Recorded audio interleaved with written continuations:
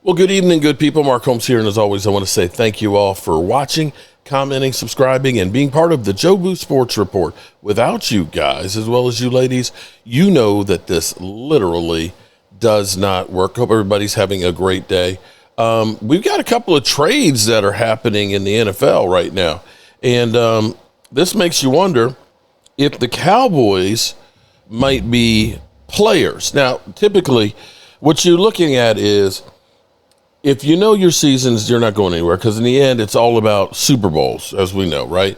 The Cowboys' problem is we're usually good enough that we're still competing, but not good enough to win it all. And when you're good enough to compete, the Cowboys typically are trying to just hold on and believe in their guys and so on, and don't make moves that are bold because they're always worried about trying to stay relevant. They don't want to be down in the toilet. So the two trades that happened, which is kind of surprising, that the Cleveland Browns traded Joe Flacco to the Cincinnati Bengals, okay? So the Cincinnati Bengals turned to the rivals for much-needed solution at quarterback, acquiring Joe Flacco in a trade with the Cleveland Browns. Cincinnati also received a 6th-round draft pick, while Cleveland landed a 5th-round pick in the trade, which was announced Tuesday. Think about that for a second. Cleveland gets Joe Flacco and a 6th-round pick, and they only had to give up a 5th. Oh, shit! Oh, shit! Okay, all right.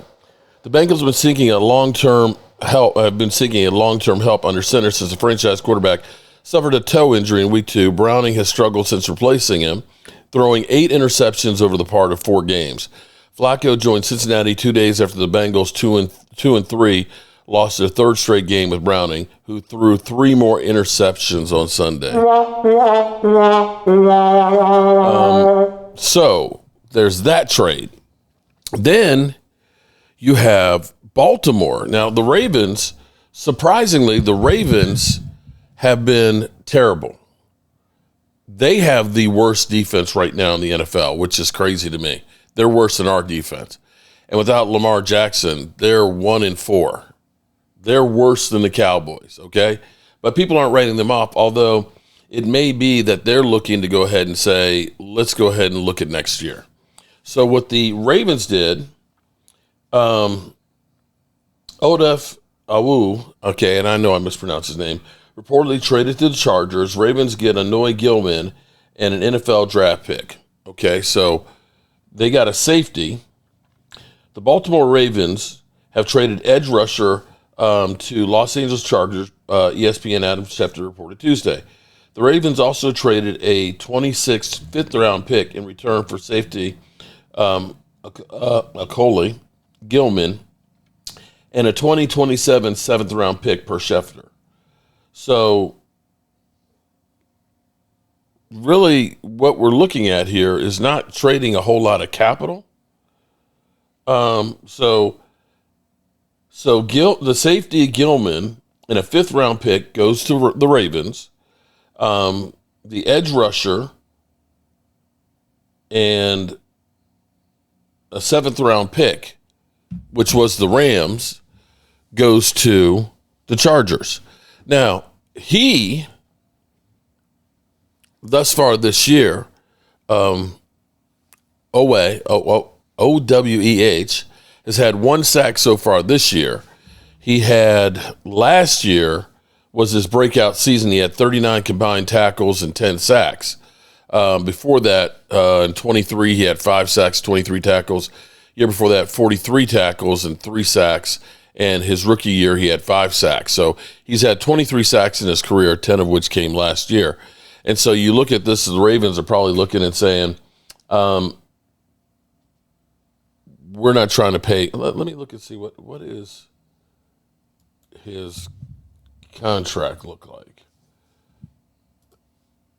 I don't think he was a 1st-round pick. So he this is the last year of his deal. He signed a 4-year, $11 million contract his rookie year, including, okay. In 25, he earned a base salary of $9 while carrying a cap hit of $9. and a dead cap hit. So this basically is, I guess he was a first-round draft pick. This is them saying, we're not going to re-sign him to a big contract. Let's get something for him. And so that's why they made this move. He was a $9 million cap hit this year, so that's a fifth-year option. And, yeah. So they take a dead hit of 3.6. And see, this is what you might hope that the Cowboys might look at doing something like this. And when you think about somebody like, say, Jalen Tolbert's in the last year of his deal, and don't get me wrong, I love Jalen Tolbert, but you kind of have a plethora of wide receivers. And at the end of the year, he becomes a free agent, in which case he's going to go to somebody else's team. Would you be better off trying to trade him and getting a 7th-round pick?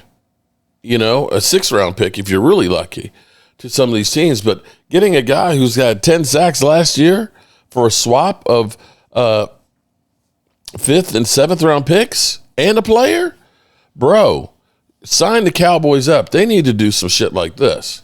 So that's where we are right now. It's kind of quiet in Cowboy land. Jerry Jones, of course, had his press conference today, and he's feeling good about the win over the Jets. And I haven't actually paid attention to it today because I want to go out here and paint the roof for the cupola that I have. I haven't been able to work on that, and then I got to go back over here and spackle some walls and things. Something I want to also address right now, okay? And you know who I'm talking to. What I've been trying to do is, y'all know I have a stalker, okay? And I've been trying to drop some subtle hints to this individual to let him know that I know who he is and have proof of this. And make this stuff go away. Because I don't care so much about myself, but the fact that this person is doing damage to so many other people that have nothing to do with your vendetta against me.